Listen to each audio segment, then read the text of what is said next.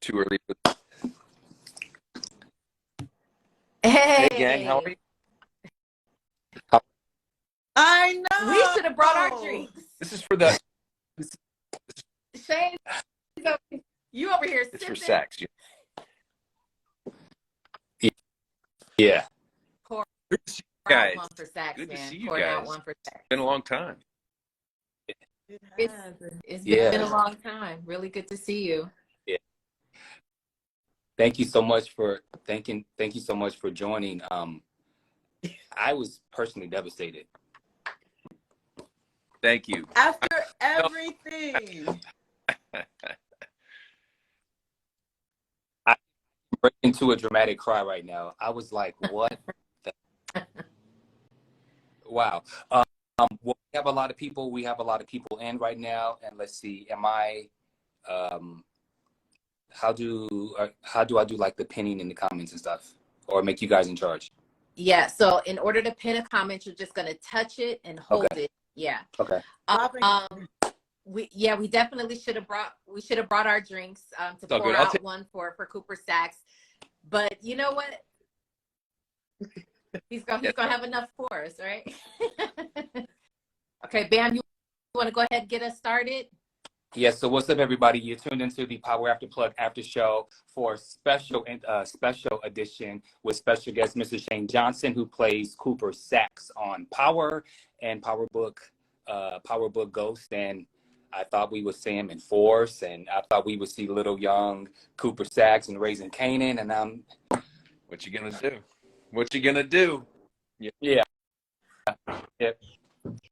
So I want to know when you found out, because I mean, as the longest standing cast member of the Power franchise, that's big. We thought Saxe was going to live to the end, do you know, face to face. And here we are. Yeah.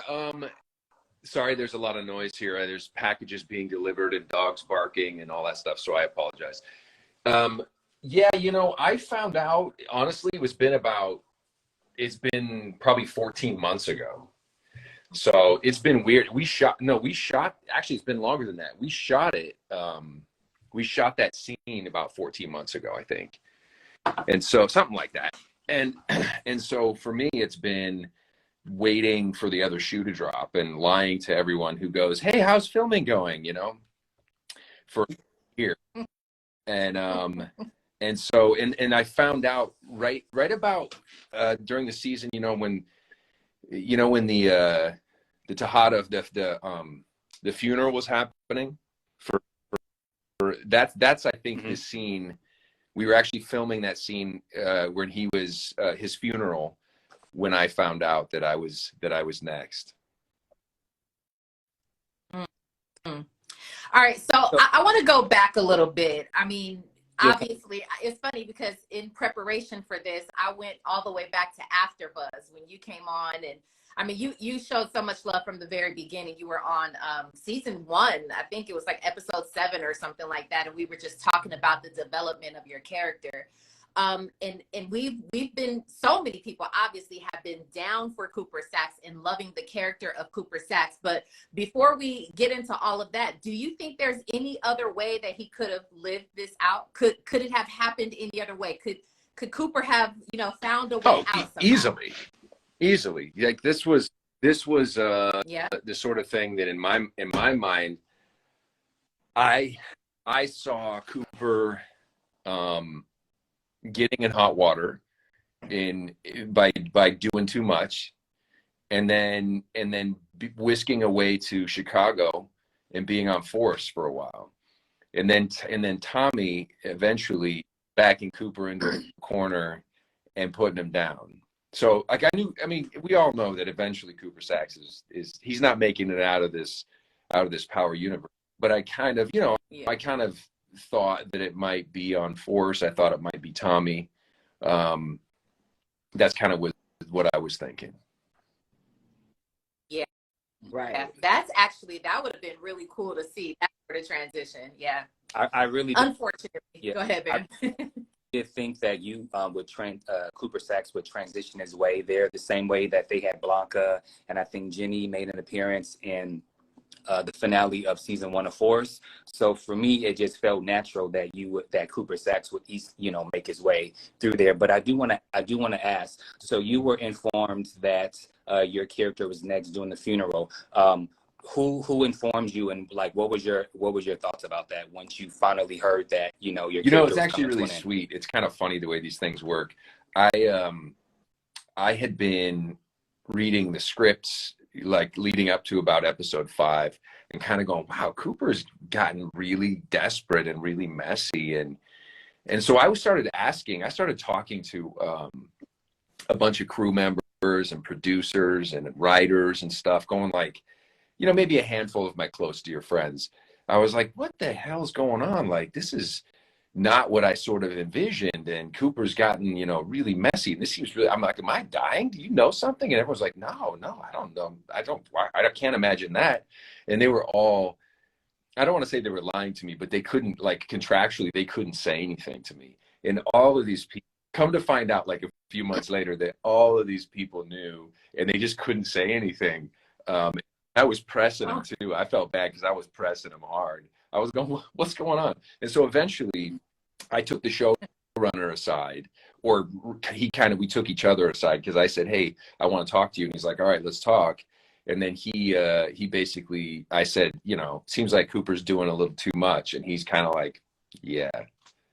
And I kind of let that hang there. And I was like, well, do I not make it out of the season? And he was like, it's been a good run. And I was like, what? So that's kind of, and then Courtney, about like 10 minutes later, Courtney got on the phone with me, was like, oh, we wanted to have more of a formal, I mean, it was because I pressed it, like they were going to have more of a formal sit down and talk to me. And Courtney had a really nice conversation with me about it. And it's bittersweet, it's bittersweet. Like, selfishly, I've been saying, and I think it's funny, selfishly, when you're dying, you kind of want to have that bad movie monologue moment where, you monologue before you die. So you kind of get it all. And yet I think too, that there is something to the sort of, you've got this main character and he just gets hit by a bus and it's just over. And I feel like, to me, this kind of felt like that. I had that conversation with Jenny, which was heartbreaking, but it didn't seem like, oh, this is it. It just seemed like, screw you. Yeah, screw you. And then I walk out and then that's it. It's just done. I sort of thought, he might be able to weasel his way out of it. How did you mourn that?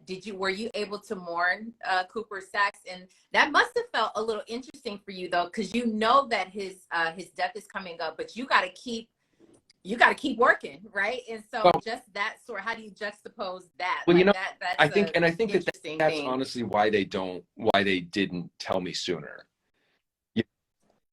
I feel like there's a concern from Brett, or from the powers that be, that you tell an actor too far in advance that they're dying on the show, they get squirrely.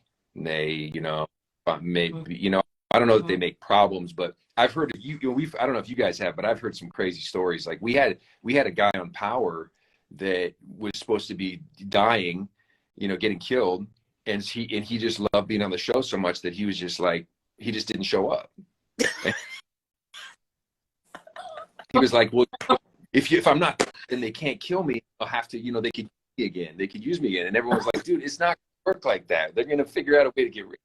And then I remember hearing about a couple others where they just, they had so many problems with actors knowing that they were going to die and getting like really crazy, the actors, that they just made a policy, like on Sopranos, for instance. There was just a policy like, we're not going to tell the actors until we absolutely have to. It's almost like 2 weeks notice, It was a little weird, 2 weeks notice after 10 years on a show, but I get it, and I didn't mind it, but to answer your question, I don't think it affected my performance at all. I think I was present, and I think it if anything, it made me just kind of double down on what I was doing and going, hey, each of these moments that I have now are they count more, even more than they did before. You know what I mean? Without overdoing it. You don't want to overdo it. You don't want to go, this is the last time that I'm gonna. So you know, you really get dramatic or something. But you know, it's every you know, you spend a month basically kind of feeling like you're saying goodbye constantly. Like, oh, this is. I remember very distinctly, like being in the McLean and Associates office, which is one of my favorite places to film. It's just a beautiful view, and being like, oh, this is my last day in the office, you know, and then being over in the studio, going like, oh, this is my last day in the studio. You know, everything. You just start racking up all these last moments and last scenes with some of my great friends and people that I love. And it's like, oh, this is the last time I'm going to be, you know what I mean? So it gets, it does build a lot of emotion and stuff like that. And it's supposed to, you know, it's because I care. If I didn't give a shit, then, you know, that would be sad too. Yeah. Did you keep anything from Power or from Power Book Post? Any, you know, clothes? Yeah, I mean, memorabilia. They're sticklers about, you know, clothes and stuff like that. And I got to talk to Frank about that, because who else is going to wear those suits, you know? But I have so much. I'm looking around my office because I'm going like, I have so much Power stuff from years. I mean, it's like, I mean, I have a closet full of Power gear, and so there's no shortage there, and they mean something to me. You know, like I got hats sitting around and shirts and DVDs. I don't even have a DVD player, right? And yet I've got like the entire series of, you know, the complete first season, the two first seasons, the second season. I've got like all of these DVDs. I don't even have a DVD player. So I've got a chessboard. Ooh. Oh, that's cool. And cool. That's Bamm, cool. Bamm hanging out. So, Shane, I mean, Jill, what was your 10 years question? is a long time to live with the character. So can you talk a little bit about the development of Cooper Saxe? Because was initially he supposed to be in it this long? Like, was he supposed to make it out of season 1, 2? I mean, I really highly doubt that. I mean, listen, I had one line in the pilot, you know, in the first episode. I said something like to Angela about like, congrats on the promotion, Valdez. That's exactly. I looked at it. It aired June 7, 2014, and your line in the task force meeting was congrats on promotion. But I literally just watched a couple of minutes ago. But one thing that I did notice, that all of your actions outside of your dialogue, you stole a lot of the scenes, because, you know, sometimes it's, you know, acting is not just about delivering the lines. It's about all the emotions. And from the moment you said that line, from the way that you looked at Angela, when I think back to it, I was like, yeah, he was brother. I appreciate that. I mean, that's kind of the secret sauce to acting, which is from my mentor, Richard Lawson, who's been my wife's teacher for 1,000 years, literally like 23, 24 years. And it's basically like, what's the subtext? You know what I mean? What's going on underneath? If I was just like, congrats on the promotion, Valdez, you'd be like, okay, and keep it moving, and nobody would care. Nobody would notice that it was anything. But if you have, but the way I said, congrats on the promotion, Valdez was like, fuck you, that was my promotion. And that kind of sparked, for me, it kind of sparked like, oh, this is the trajectory. And to answer your question about development of the character, I feel like Courtney was so amazing. I mean, I can't believe how much, going from being a kind of a two-dimensional character that was basically a thorn in Angela's side to being a character that would kind of bend the rules. And at first he was by the book, then he starts bending the rules. Then he builds to the point where season 6, he picks up a gun and you're like, is he going to kill himself? And then he goes to kill Ghost. And then in season 1 of Ghost, he has a family. and then he's got this niece, which brings this fatherly crap out of him, and then he's got a girlfriend, and then he's got this kind of weird partnership with Davis where it's kind of brotherly. You can tell there's affinity there, but it's also sus. I mean, just the layers that continue to be added to the character over the years were what made it continually fun to play, because it just constantly next leveled, you know? So I want to know, it's funny, you're kind of giving us some depth to your acting and things that you've learned over the years. And I'm sure just being on set and over the many years, being on set with all these incredible, talented people, you guys have had to learn from one another. Do you have moments, or can you identify things that you've picked up as an actor that will help you move on from some of the other people that you've worked with? I think that the most difficult thing over, you know, for an actor is to, especially in the beginning when you don't have much and you don't have, like if you're a guest star, for instance, and you're just there for a few days or just a day or just a scene, it's hard to be present, you know? And so getting to where you can ground yourself and be present and really communicate with people and really is to me the biggest trick, because we get wrapped up in our own shit as actors. We go, okay, you're talking, and then it's my line, and that's what's important, is what I'm saying, and that's just not true, you know? It's like if you really get into listening to people and communicating to people and trying to have an effect on the other actor, especially if they're out of the scene a little bit, like especially if it's a guest star and they're kind of like, you know, in their head, and you try to like just be real and be present and communicate to them, I just feel like it changes the whole thing. So for me, the other thing is there's so many different acting styles, and none of them are right and none of them are wrong. They're just different. You have, you know, people that do a lot, like I do a lot, you know what I mean? I make fun of myself saying that I've spent a decade overacting on the show, because I do a lot.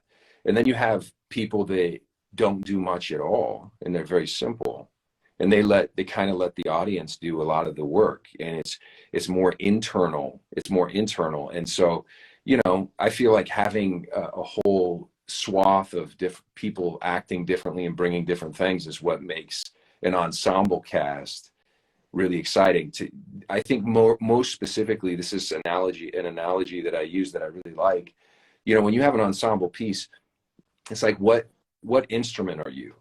And if you come into a band and you're going, well, I'm the lead guitar, and you go, okay, well, Omari's the lead singer and Joe's the lead guitarist, and then I come in and I'm like, well, I want to be a lead too. I want to be lead guitar. And somebody's like, yeah, and I'm a lead singer too. And so pretty soon you go, well, this band doesn't make sense anymore. And so finding your note, finding your instrument, and going, okay, Joe goes, I'm actually the drummer. I keep this thing up.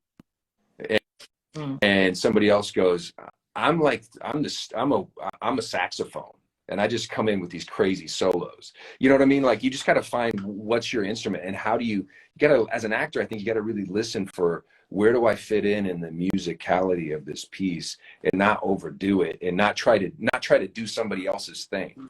Like, I just did an episode of SWAT, and I'm going, like, I've worked with Shamar Moore quite a few times. Shamar Moore has this great sort of energy and this great thing he does. If I come in and I do that same thing, people are gonna be like, what the hell's happening?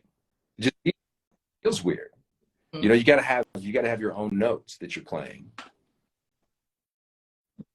I have a couple questions. I think my favorite scene from Power was probably the scene where I was like watching lesbian porn, and they broke into the apartment and put a bag over my head and almost killed me. Just because it was fun to work with those guys, because I didn't get to actually work with Omari very often, you know, which is a good. If I did work with Omari, I would have been dead, because that's how.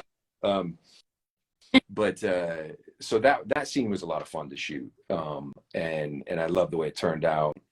In Ghost, I would say it's probably one of those huge courtroom scenes, because it was so challenging to make it interesting, And I got to work with Paz and with Michael Rainey and the Turi and then like all these jurors. Like it was just a big sort of set piece, and it was fun to try to like make that work.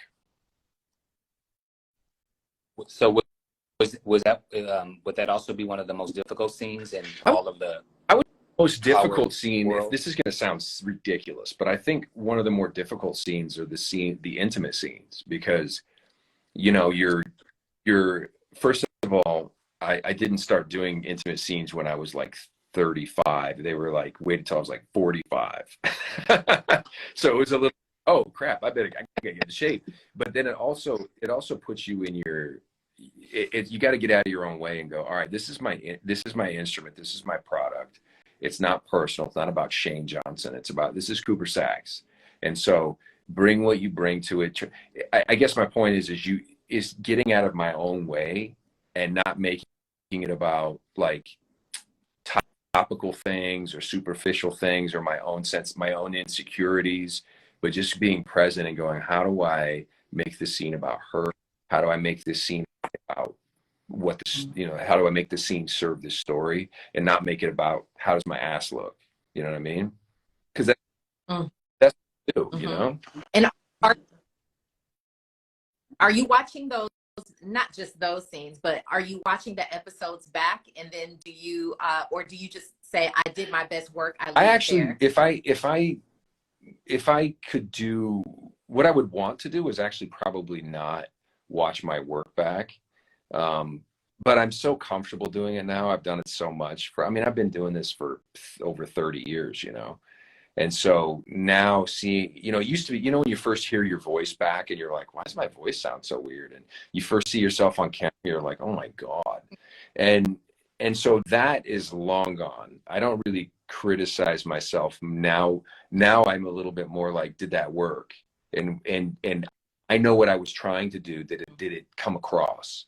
And so I try to be a little bit more objective and a little bit more I'm adjudicating the outcome of the work and the editing and like, did it come across the way I wanted it to, And sometimes I miss and sometimes I hit. Sometimes I'm like, wow, I had all this stuff going on and you can't tell at all.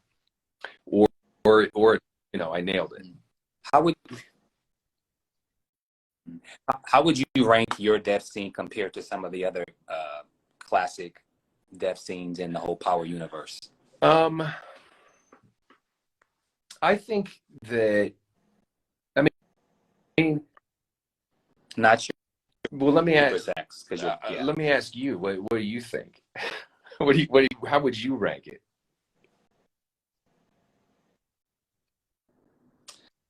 I would rank it somewhere mid-tier, only because I didn't like.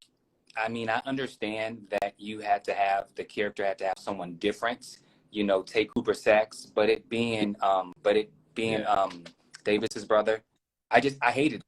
So I couldn't get into it, but because I was like, wait, did this just really happen? So it took me a minute to kind of get into it. So I would say, and I agree with you, because I feel like I know if Tariq killed me, or Tasha killed me, or Tommy killed me, or Method Man killed me, or even like Braden killed me, or Kane, or anybody else, it would have been like, oh, okay, how do we handle this?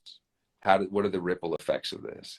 And because he kills me and then kills himself, it seems to me that it's kind of like buttoned up and handled. And so, and the other thing is that, and it's not his fault, Jordan was cool, but originally that was Redman, and that would have had some weight to it, and it would have been like he's Method Man's brother, not blood brother, but it's like his brother, you know what I mean? And it would have had some cojones to it. And so Jordan was stepping into this role and him being the one to do it felt a little bit like, it just felt a little bit like, and but that's, by the way, again, that's my liking more dramatic shit, but that's to me a bus hit moment. That's where I think a lot of people were taken aback, like, what? And if Tommy showed up, you'd know, like, oh, he's coming to kill Saxe. And so maybe that would have been more obvious, and it wouldn't have worked as well. Like having this kind of somewhat random dude who I just got out of jail kill me seems, you know, to me it seems a little like, what? But to the audience, maybe they were like, you know, maybe it worked. I don't know. I don't know. I mean, I've gotten a feedback online that kind of backs up, you know, my feelings about it to some degree. I'm watching some of the comments here, and a lot of people are talking about Proctor's death, because Proctor, as we all know, went out like, I mean, in flames, right? And so just as an actor, and Bamm, I don't know if this is kind of in alignment with your question, just if you wanted to go out guns blazing, or is this okay for you? Like, and I know this was a while ago, but, and I really like your,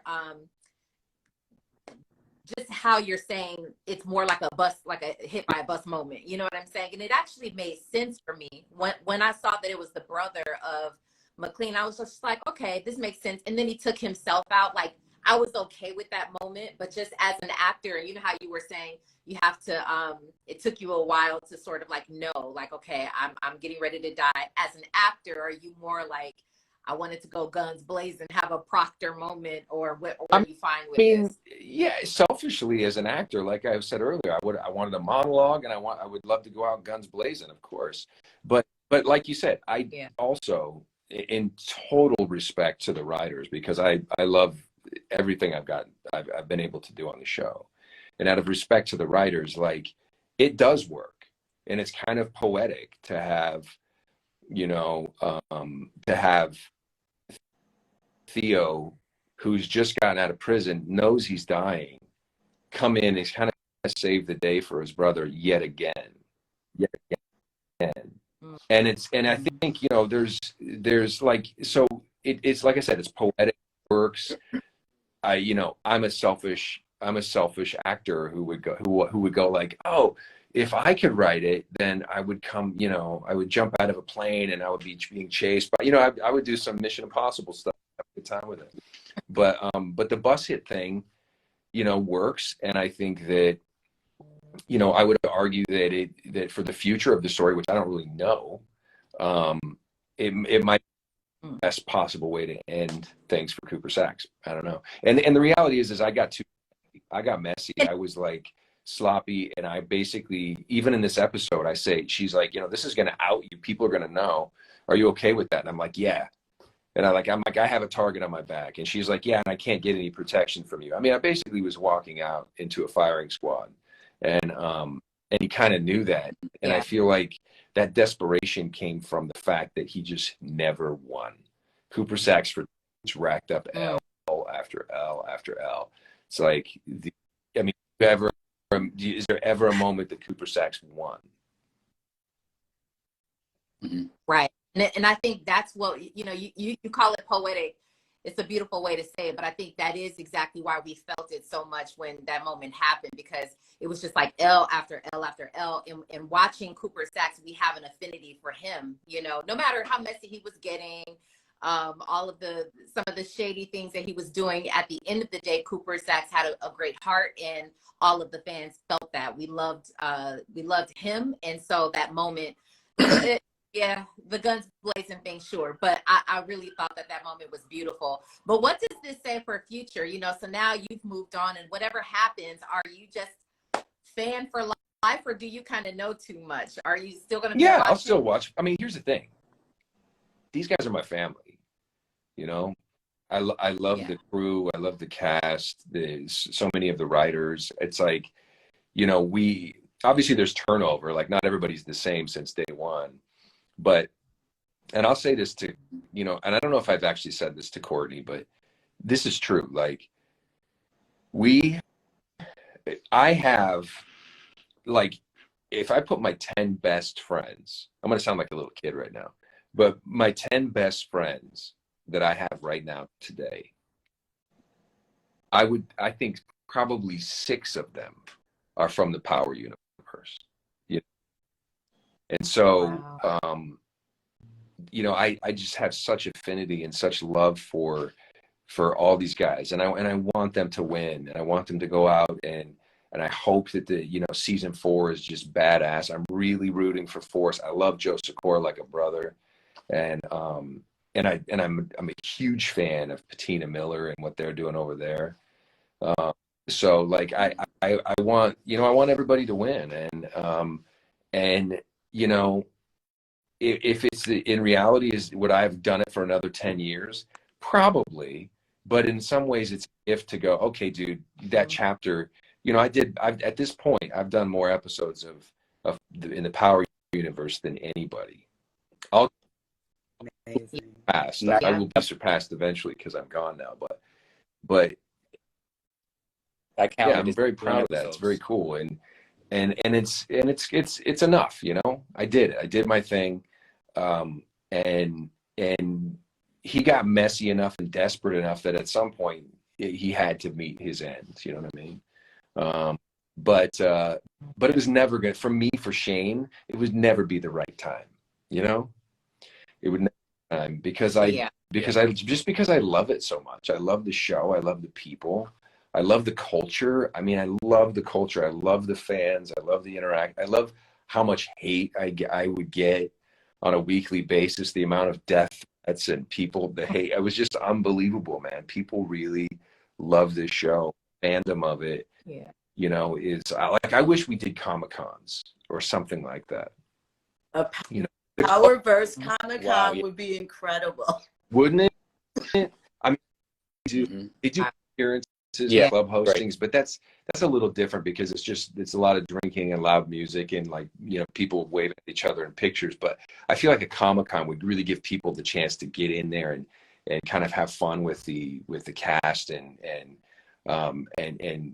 talk and connect with people from this universe. I think that'd be fun. I have 2 questions I'm gonna ask, and then I'm gonna let them go, and then we're gonna let you go.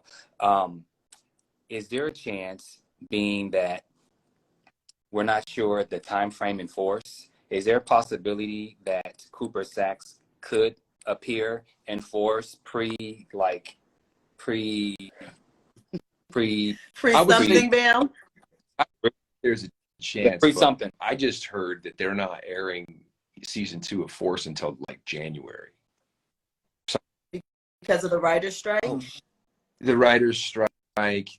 Things being pushed back now. And here's the thing: Gary Lennon is running season 2 and season 3 of Force. He is he's OG, and that dude is one of the most talented writers that I've ever seen. I mean, he's incredible. So I know that season 2 is going to come in hot, but it's a huge gap. That's the only thing that I would say. I would say that would be a frustration I would have with things, is like the fact that I've been holding on to this for 14 months is like kind of crazy. Like I said, I just shot. I shot Chicago PD and Blue Bloods and SWAT and a couple of movies and this other show. That I've been doing other things. Those things I'll shoot them and they air like 5 weeks later. And so that's how network stuff tends to work. 5-6 weeks, maybe 8, but it's usually a pretty fast turnaround. Shooting a whole season and then waiting for a year for it to air is it's torturous. It's torturous. Torturous for the fans, but also torturous for the actors. It's like, let's go, let's get this material out there, But I got plenty. Bamm, you have another question? And then I just have one other question, only because people won't let this go. So I want to get your opinion. So does Shane Johnson think that Ghost is really dead? Oh my God. Actually, he's partying with Cooper Sachs right now in heaven, in Power Heaven. They finally put their side. Cinqua's there. Sean, Kanan's there. Lobos is there. I mean, it's a good group. Of Angela's there. Lucy's there. Holly and Lee. Greg Knox, Mike Sandoval, Agent. We've got like about 100 people in just the Power universe that are behind velvet ropes in the Power heaven. But yeah, to answer the question specifically, pretty damn sure, unless they do a prequel, which would be interesting. There was just a prequel about Ghost. Ghost, I don't see Ghost coming back, but I'm not Stars, so they might be like, bullshit, we're doing a spinoff, but I don't see that. So Shane, I want to ask you, now that you have some free time, like you said, you've been shooting stuff, what are some type of projects that you have lined up or that you could see yourself in the future, now that, you know, you won't be shooting Power for like 9 months out of the year? Well, I have something that I'm working on that I'm not gonna talk about, because I hope we'll have this similar conversation about this project in the future. So what I want to do is work with people that I love. You know, a lot of times you're hired to do something, and you go and you're a stranger. You show up and you don't know anybody, and you do your thing, and you connect with people a little bit, but then you move on, you go back home. And so I want to do film and TV with family. Like what would be better than that? I would rope up a bunch of these cats that are like Sung, you know, who played John Mock, and Andy Bean, who's Greg Knox, and David Fumero, Leela, Lucy. I mean, Enrique. I mean, I could go. There's so many people that I would love to. Quincy, she's not dead on the show, but Quincy's one of my favorite people. I love Quincy. Tamika. And I mean, I would love to just find something that all those idiots could be in together, you know, in a new unit of time, and maybe something completely different that's like not like Power at all, but something that's, you know, fun, something that's a comedy, something that's whatever. I don't know. Yeah. Oh, I can see that happening. I can. The person. You guys. So the last question that I have for you before we give you your flowers, because you're just so amazing. You've always been amazing to us, and truly we appreciate it.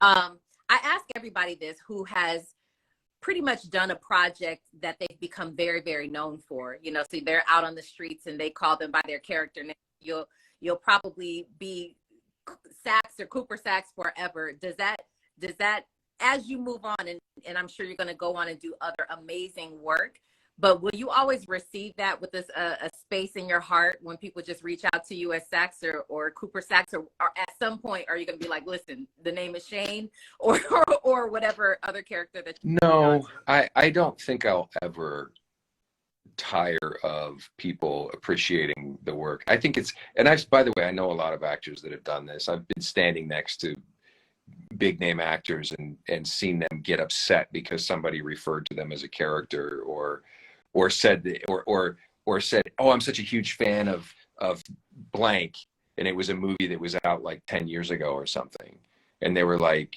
offended because they still had a career and stuff like that. But I will forever be grateful to Courtney, to 50, to the Power universe for putting me more on the map. I mean, I've had a career for 30 years, but I've been, you know, like a journeyman actor that shows up, does my work, and leaves, and people might go like, who's that? I kind of know, he looks familiar, and it's because I killed somebody on a TV show last week or something. But this is the thing that I'm known for, and I'm proud of that. You know, and I think I would be very lame to not be proud of that. For me to be annoyed that somebody was like, hey, Saxe, you know, I hate you. And for me to be annoyed by that would just be like, I got too big for my britches. You know what I mean? Mm-hmm. I like that. I appreciate that. Well, as I said before, Bamm, Jill, I don't know if you have any other questions, but truly, I can say this from the pit of my soul. Honestly, Shane, you are one of number one of my favorite characters in just the Power universe. You always have been, but also just a genuinely good guy. And that's hard to come by. That's hard to come by, just not only in the industry, but just in the world. When you come across good people, they treat you well. You've always had an open invitation with us, and vice versa. And you've always accepted us. And so I truly want to thank you. It's sad to see Cooper Sachs gone from the Power universe. Love Power so much, but truly, we already know how talented you are, and you've already been working on some other things. So we'll obviously be following your journey and your in your career. But thank you so much for just everything, and always being so cool and down to earth. You guys are the best from Really like jump. that. You guys have been on it, and it was a pleasure meeting with you. Actually, when we went into studios, that used to be a thing. Yeah. Yeah. But this is but this works too, because the thing that's cool about this is I could be anywhere right now. I could be in Argentina for all you know, shooting a next Marvel villain for all you know. Wouldn't that be cool? That would be amazing. That would be. No, I was just saying that would be Jill, amazing. I ditto what Robin said. We appreciate you. We thank you for always showing up for us, and we will continue to support you in all of your new projects and future endeavors. Thank you, guys. I appreciate you. I just also, I just want to say thank you so much. It's been a pleasure. You were one of the first guests that we had, and back in 2014. I'm super proud of you. I remember back we had same management back in the day, and just to see the growth of that one scene, how it transpired into like 91 episodes. I'm really happy. I'm proud of you, and I just want to say thank you so much for always supporting us and coming on. And man, we just want to wish you the best of luck in everything you do. But you are a fantastic actor. So I think we just now starting to see the best, because the best is yet to come. Thank you. And hopefully the next thing that you guys see me will be something completely different, you know, like blow your minds, or at least maybe blow my mind. Range, because we know you have it. Yeah. Yeah. And we're actually we're holding you to that. When you come out with that project that you can't say anything about, we are gonna come back and have another conversation about it. So we'll hold you. So we want to thank you guys for tuning into the Power After Show the Power After Plug after show for this special edition with the one who plays Cooper Sachs, Mr. Shane Johnson. Thank you so much, and thank you guys for tuning in. Good, guys. Thank you so much. All right. Bye.